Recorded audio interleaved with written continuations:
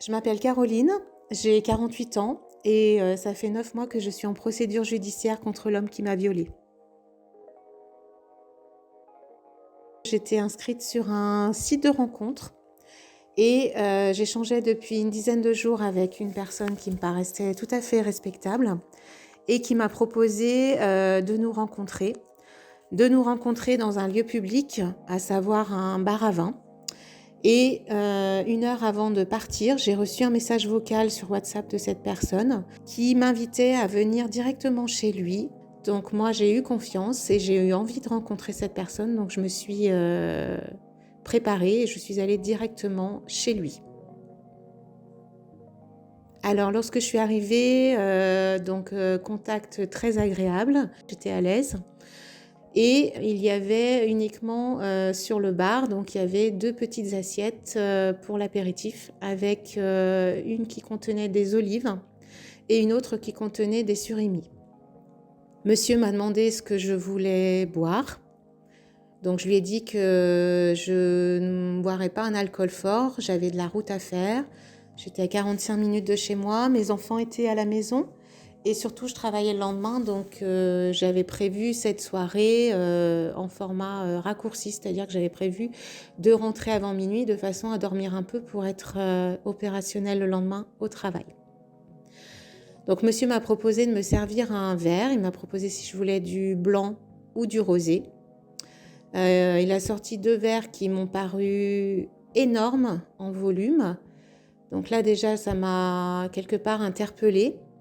Et je lui ai dit, tu me serviras qu'un verre parce que sachant que j'ai de la route à faire, je n'en boirai qu'un.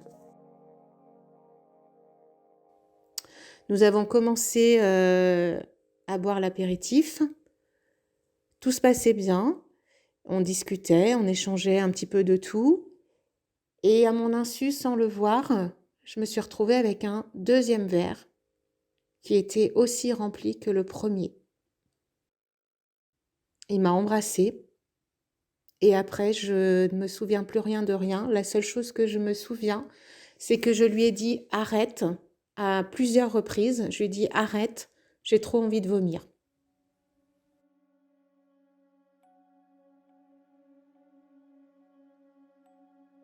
Vraiment, j'étais très mal, je me sentais oppressée, j'avais chaud, j'avais mal au cœur, je me sentais... Oui, j'étais vraiment pas très bien. Et je me vois ensuite aux toilettes et je me vois vomir pendant des heures. Ensuite, j'ai entendu une petite voix qui me disait « Caroline, il faut te mettre en PLS. Parce que là, tu vas vraiment pas bien, il faut absolument te mettre en PLS. » Donc j'ai écouté cette petite voix intérieure et je me suis mis en PLS. Je me suis réveillée à 1h du matin et j'ai vu monsieur en train de boire un verre à travers le reflet de la baie vitrée du salon. Il est venu vers moi et il m'a dit « Bon, on va aller se coucher. » Et moi, comme un robot, j'ai entendu cette information, j'ai pris mon téléphone et effectivement, j'ai suivi l'ordre indiqué, à savoir monter à l'étage, dans la chambre qui m'avait fait visiter et me glisser dans les draps.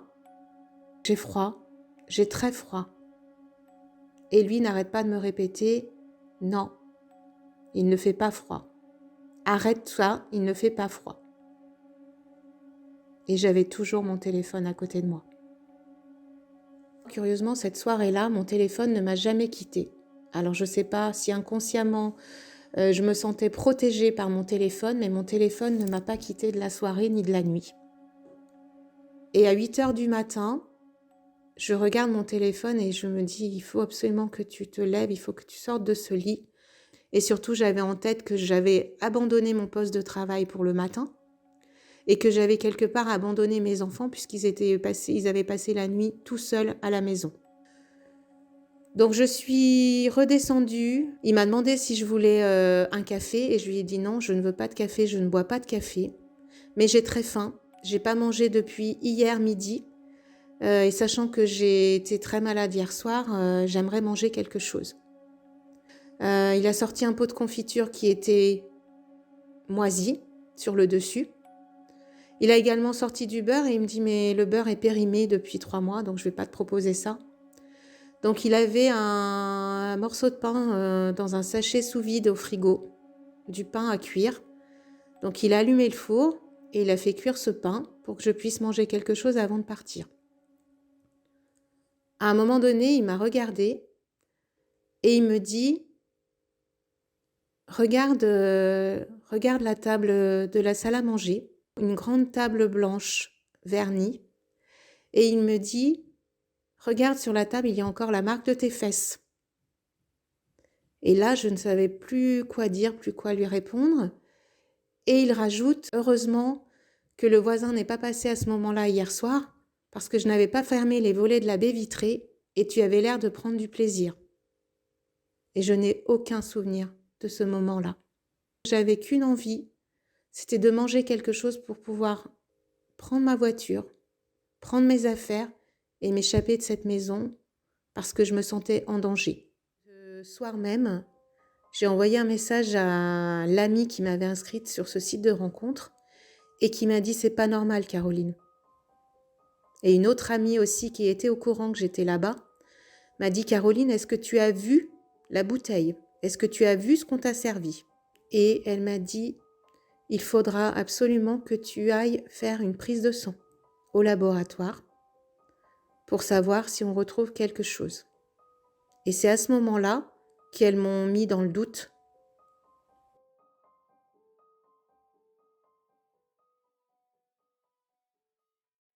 Le lundi matin, je suis allée vers le laboratoire pour faire déjà une prise de sang, une sérologie avec recherche VIH notamment.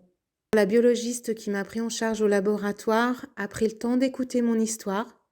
Elle a pris le temps de me recevoir dans son bureau. C'est quelqu'un qui travaille en relation avec nous par rapport à mon travail. Quand je lui ai raconté mon histoire, elle m'a dit « Caroline, il n'y a rien de normal dans cette histoire. Vous n'êtes pas coupable. » Parce qu'à ce moment-là, je me sentais quand même plus ou moins coupable.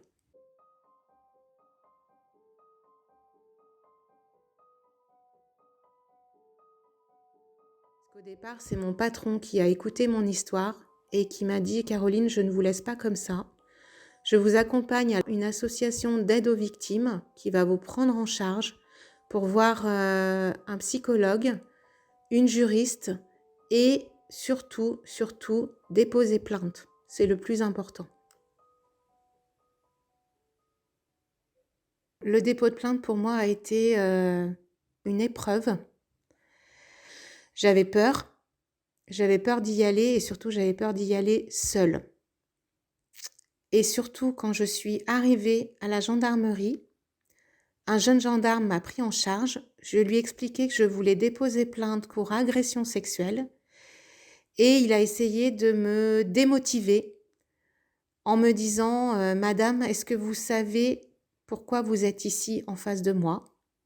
Si vous portez plainte contre cette personne, vous risquez de vous retrouver un jour prochain au tribunal et les avocats de la partie adverse vont tout faire en fait pour vous faire craquer. » Et là, j'ai réfléchi une seconde et je me suis dit « mais qu'est-ce que je fais ici?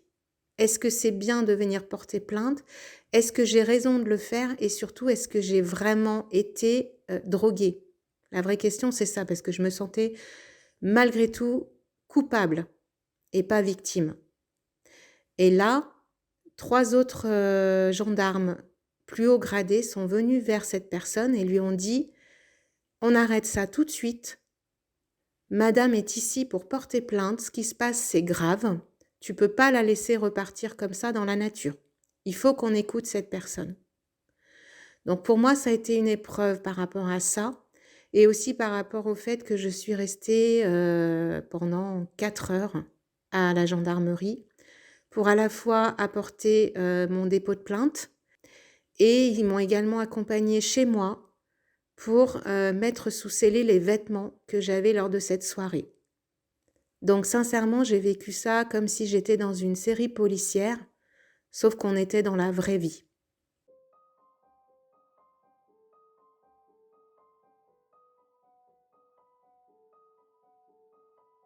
Alors, j'ai eu différents types de prélèvements.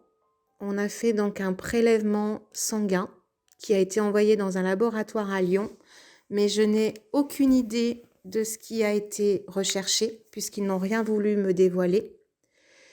Et j'ai été convoquée aussi un peu plus de 2 mois après l'agression, à savoir un dimanche matin, pour un prélèvement de cheveux.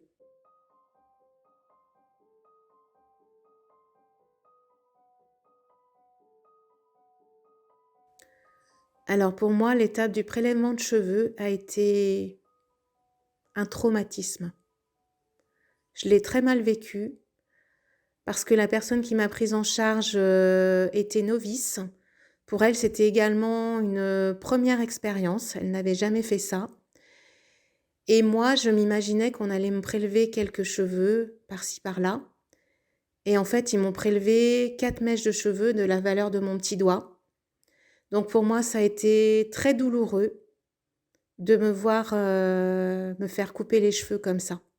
La seule explication qu'on m'avait donnée, c'était surtout de ne pas faire de couleur, pas faire de technique, ni couleur ni mèche, pendant au moins 2 mois, le temps de pouvoir faire un prélèvement correct sur les cheveux.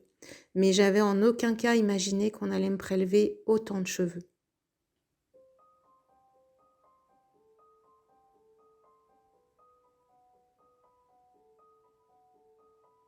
Pour moi, obtenir ces résultats d'analyse, ça allait me conforter dans le fait qu'effectivement, j'avais potentiellement été droguée. Et pour moi, j'avais fait faire cette recherche, même si ça a été traumatisant.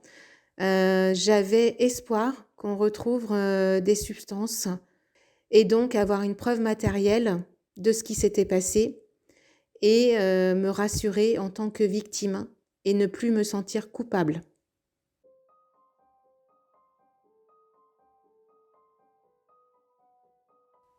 Alors, les résultats d'analyse capillaire m'ont été transmis en octobre dernier, mais je n'ai pas eu de détails, si ce n'est qu'ils n'ont rien trouvé, mis à part mon traitement que je prends tous les jours pour l'hypertension. Et ils ont retrouvé également des traces d'alprazolam ou Xanax, un médicament que je prends occasionnellement dans des périodes où je suis un petit peu stressée. Mais ils n'ont rien trouvé d'autre comme substance. Alors pour moi, ces résultats sont importants, même s'ils sont négatifs. Tout ça m'a fait prendre conscience qu'il y a d'autres modes opératoires pour abuser du corps d'une femme, à savoir la vulnérabilité chimique, et notamment en utilisant l'alcool. J'avais été servie d'un verre de vin qui me paraissait déjà énorme, et qu'à mon insu, on m'a resservi et que malgré les résultats négatifs, la personne a profité de ma vulnérabilité pour procéder à ce viol. Maintenant, je suis réellement consciente que je suis victime et pas coupable. Ça me conforte dans ma détermination. En aucun cas, je n'avais à finir dans ce lit avec cette personne, parce que je n'étais pas moi-même ce jour-là.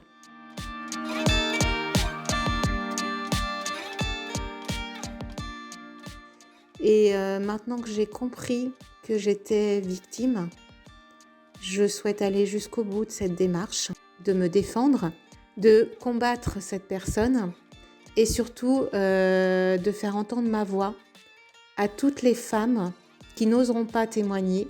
Je voudrais les rassurer en leur disant qu'elles sont victimes. C'est jamais facile de franchir la porte de la gendarmerie pour leur dire voilà, je viens déposer plainte pour viol.